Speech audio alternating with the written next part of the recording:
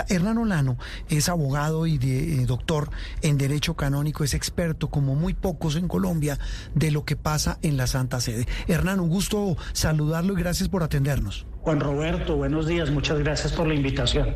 Hernán, dicho todo esto sobre la salud del Papa, el mundo católico pendiente de él, ¿qué puede estar pasando hoy al interior del Vaticano? Y se lo pregunto porque la cabeza de ese mundo político tan complejo como es la Santa Sede está hoy prácticamente acéfala.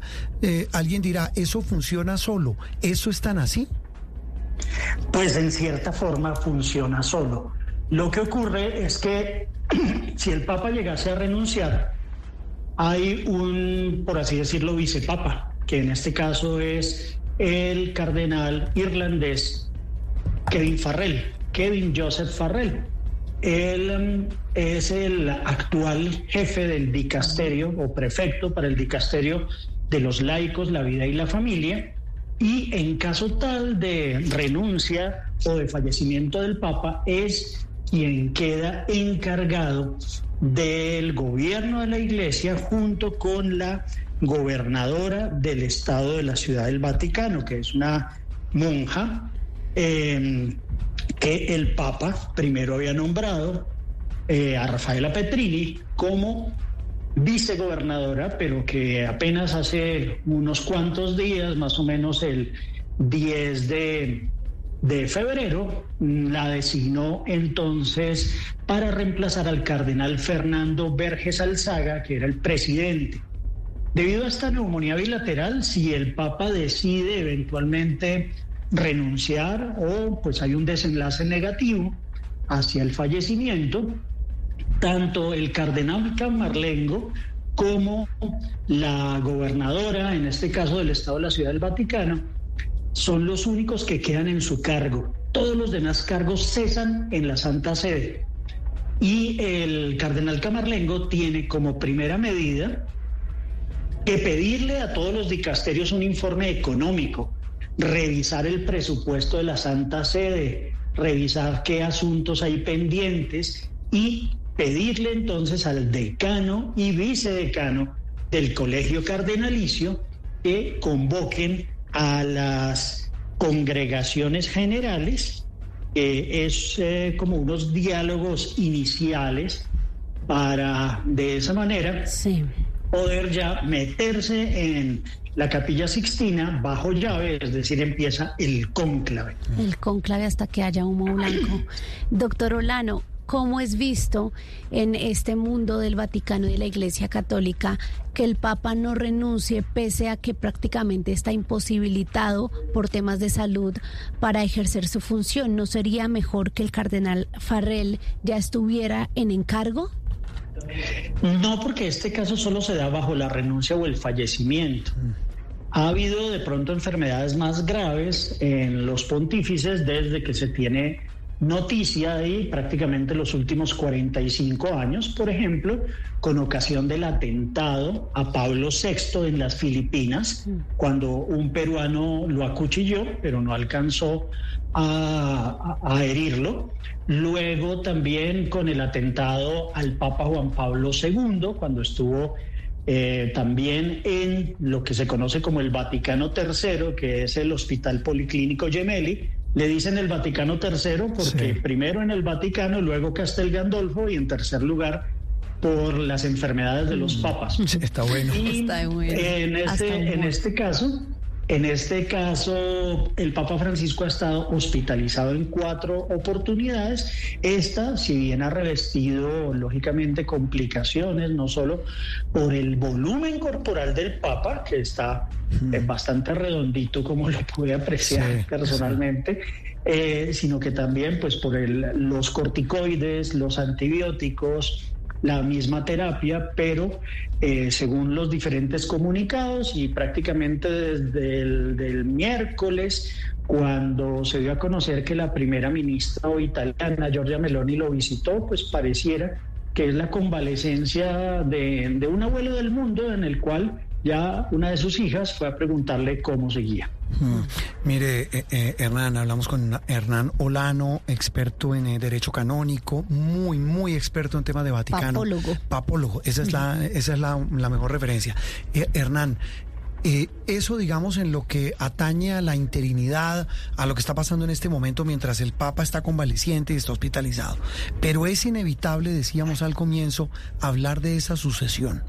Y esa sucesión pasa por un juego de poder que quisiera que nos ayudara a entender y, lo más importante, explicar a nuestros oyentes y televidentes qué está en juego. Bueno, está en juego, lógicamente, el gobierno de 1.400 millones de personas.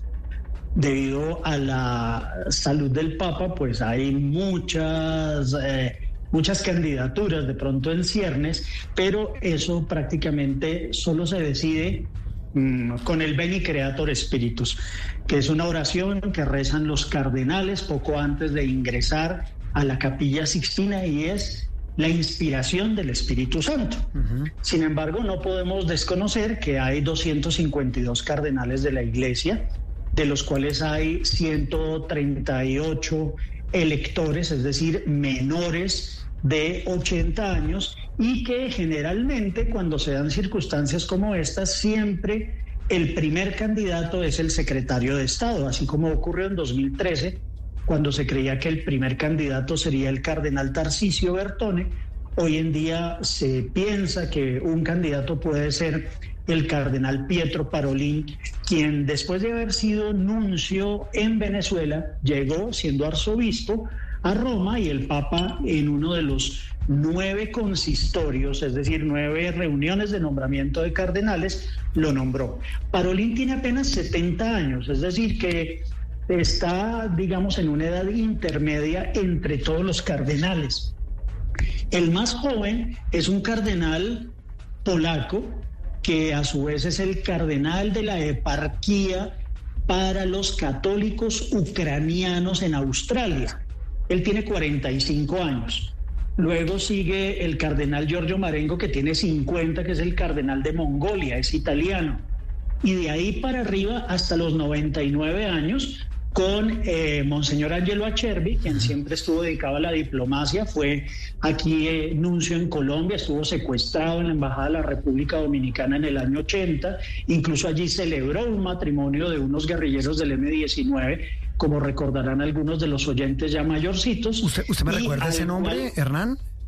Angelo Acerbi. Sí, es que estoy anotando aquí. Acerbi. Él estuvo secuestrado junto con otros embajadores en esa toma de la República Dominicana, en una casa que ya no existe, frente a la Universidad Nacional, en un pequeño parquecito ahí en la calle 47 con NQS de Bogotá. Sí.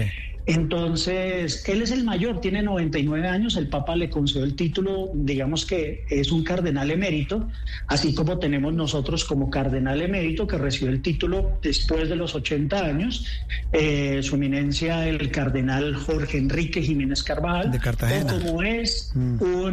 O como es también un cardenal emérito, Monseñor Rubén Salazar Sánchez, que ya tiene 82 años.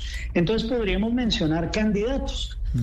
Pietro Parolin, 70 años. Sí. Nuestro cardenal de Bogotá podría hacerlo, pero yo creo que no se decanten por un latinoamericano nuevamente. Sí, el cardenal Rueda tiene 60 y algo años, ¿no? Es joven. 62 o 64 años. Es joven. Sí. Está el cardenal Erdo, que tiene 72 años, él es húngaro, sí. Es una de las voces más conservadoras de la Iglesia. Y es de los papables viejos, por así decirlo, porque fue nombrado cardenal en el 2003 por Juan Pablo II. Sí, Hernán, ¿está sí. también un filipino? Sí. Claro, el cardenal Tagle, el 7º filipino en convertirse en cardenal, tiene apenas 67 años. Ajá. Podría llegar a ser el primer papa asiático. Actualmente es el jefe del dicasterio para la evangelización de los pueblos. Benedicto XVI lo nombró cardenal y, sin embargo, ha tenido una posición política, ¿no?, por así decirlo, muy similar a la del Papa Francisco. Por eso no le veo, entre otros, por eso no le veo opción. Dicen los que saben. Yo creo que Juan Roberto, Camila, podemos verle opción por una razón. De los 139 electores, el 80% son cardenales nombrados por Francisco en los 9 consistorios. Ese es un buen punto. Claro, sí. tiene las Entonces, mayorías. Sí, es decir, si yo tengo la mayoría en el colegio cardenalicio, prácticamente estoy asegurando que el candidato siga con lo que yo dije. Claro. Entonces, ahí está. Bueno, Tagle ha criticado todas las palabras que se han utilizado contra las personas LGTBIQ+, porque habla de la dignidad que lógicamente debemos respetar en cualquier preferencia de todo tipo. Sí. Estaría de pronto el cardenal Zuppi. Él es un italiano, es el presidente de la Conferencia Episcopal Italiana, tiene 69 años, es ya de la égida de Francisco, por así decirlo. Está el cardenal Burke, que es de Estados Unidos, sí. Fue nombrado por Benedicto XVI, sin embargo es muy tradicionalista y de pronto eso estaría en su contra, porque todavía es de esos cardenales de rojo total, de cruz de esmeraldas, de zapato rojo, entonces pues de pronto no sería muy al estilo de Francisco, pero tal vez Olano. Eso quieran los cardenales. Sí, cuéntame. No, el abanico es amplio para el tema electoral, pero analizando un poco, porque ya están pensando en eso, en cómo cambió Francisco en su tiempo de papado hasta el momento, todos estos temas que usted menciona para abrir camino a un nuevo papa con características específicas, ¿qué cree usted que se busca, que pesa más sobre la balanza en este momento? Pues realmente yo creo que pesa la continuidad de algunos de los temas que nos deja Francisco en el tapete durante estos años de pontificado desde el 2013, cuando el 14 de febrero de ese año renunció Benedicto XVI con efectos a partir de marzo. En primer lugar, podríamos decir que la sinodalidad, sí, que es buscar pues ese futuro de la Iglesia a través del diálogo continuo. Están los temas de ecología y justicia social, que se traducen, entre otros, con la Laudato Si, que está cumpliendo 10 años, sobre el tema de ecología en el centro del magisterio de la Iglesia, y los temas de desigualdad global en materia de ambiente. Está también el caso de los abusos de los sacerdotes, de los religiosos o de las personas con poder dentro de la Iglesia sobre menores y personas puestas en incapacidad de resistir, lo que hizo, entre otras, que se expidiera desde el 2019 un documento que es del Vos Stiglus Mundi, y ha promovido el Papa la tolerancia cero. Sin embargo, de pronto hace falta un poquito más de transparencia en cuanto a todas las sanciones, que sin embargo se han tomado muchas. También están pendientes, por así decirlo, la ordenación de varones casados, que se incluyó en el Sínodo de la Amazonía, pero que no se volvió a hablar de él. La ordenación de las mujeres en el diaconado. No, una cantidad de temas. Y hubo resistencia, claro, de los sectores conservadores. La bendición de las parejas del mismo sexo, Juan Roberto. Sí. En un documento reciente de 2023, la Fiducia Supplicans, eso vino a generar tensiones entre sectores progresistas y conservadores, al igual que la comunión para los divorciados vueltos a casar. También estaría, entre otros temas, el de fortalecer, entre otros, la unidad de la Iglesia, porque sí ha habido fisuras en el pontificado de Francisco, y aborda la crisis de vocaciones sacerdotales y religiosas. Sí, Hernán, una pregunta final, digamos en la misma onda de lo que podría venir, que es muy interesante. Con un mundo tan polarizado, con un péndulo que está yendo hacia la derecha cada vez más en el mundo, como lo estamos viendo, lo que pasó en Estados Unidos, lo que va a pasar este fin de semana en Alemania, lo que ha pasado pues en buena parte de Europa, bueno, Rusia, ni qué decir, regímenes autocráticos, donde la polarización y el extremismo ganan cada vez más terreno. ¿Eso qué tanto puede influir a la hora de elegir al nuevo Papa? Repito, me siento un poco mal hablando del asunto, pero hay que ser realistas. No, y es que toda la Iglesia ya está hablando de eso. Ya está hablando del tema, Hernán. ¿Qué tanto puede influir? Por ejemplo, incluso alguien decía, leía un artículo este fin de semana, que hasta el presidente Trump, que es bastante particular, podría terminar metiéndose en el asunto.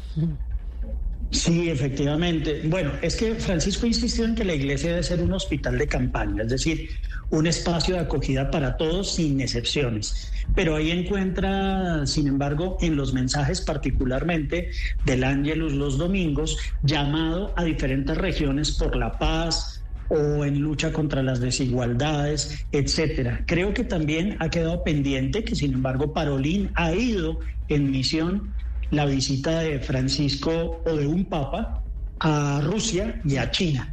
Y para el Papa Francisco de pronto hubo una visita romántica, por así decirlo, que es a la Argentina. Sí. No obstante que cuando él tomó posesión en la misa de inauguración del pontificado, que es la misa del inicio del ministerio petrino, como se denomina, la señora Kirchner apareció por allá y él no le gustó. A él no le gustó. Y ella lo invitó, después Alberto Fernández lo invitó, Milei lo invitó, pero entonces él ha restringido un poquito el que la iglesia local, que es la otra parte que debe invitar al Papa, no obstante ser subordinados de él, le hayan enviado formalmente esa invitación. En la iglesia del barrio del Papa y con la biografía reciente de Esperanza es donde tienen un espacio reservado para él. No sabemos también qué diga el testamento del Papa, porque los papas escriben un testamento. Podría incluso decir el testamento del Papa en un futuro: quiero que mis restos se trasladen a Buenos Aires, a mi barrio, a mi barriada como tal, porque él era pues de un barrio popular, o que se conserven en Roma. Y en el caso de la renuncia debemos recordar que él ha manifestado que aunque ya la entregó a Bertone y dice debe estar por ahí, esas son cosas que no se dejan embolatadas. Eso es como cuando un presidente pide la renuncia protocolaria, bueno, en otros ámbitos, en otros países de pronto, y tiene las renuncias encima del escritorio y en el momento que sea las va aceptando. Listicas. Entonces esa renuncia del Papa está por ahí. Y sin embargo, en caso tal de que después de toda esta convalecencia decida renunciar, él ha manifestado que uno de los títulos del Papa, que es el de obispo de Roma, sería el que utilizaría para no vivir dentro de la muralla vaticana, sino para vivir en el Palacio de San Juan de Letrán, es decir, el Palacio del Laterano, al lado de la Basílica de San Juan de Letrán, que realmente es la primera de la cristiandad, porque fue allí donde Constantino en el año 312 venció a Magencio en la batalla del Puente Milvio después de haber visto la cruz en el cielo. Una memoria RAM de ¿cuántas gigas tiene, Hernán? No, eso, yo creo que eso ya no, ¿Qué cosa, no se mide en gigas. ¿Qué sí. cosa? No, Hernán, de verdad, eso es sabrosísimo oírlo, porque lo que nos está contando es todo lo que tiene que ver y lo que gira alrededor de un mundo tan complejo, tan fascinante. Y no se le escapa ningún detalle. Como es el de la Iglesia Católica monolítica, tradicional, y hoy metida en este asunto por cuenta del estado de salud de su máximo jerarca, el Papa Francisco. Un abrazo y feliz domingo.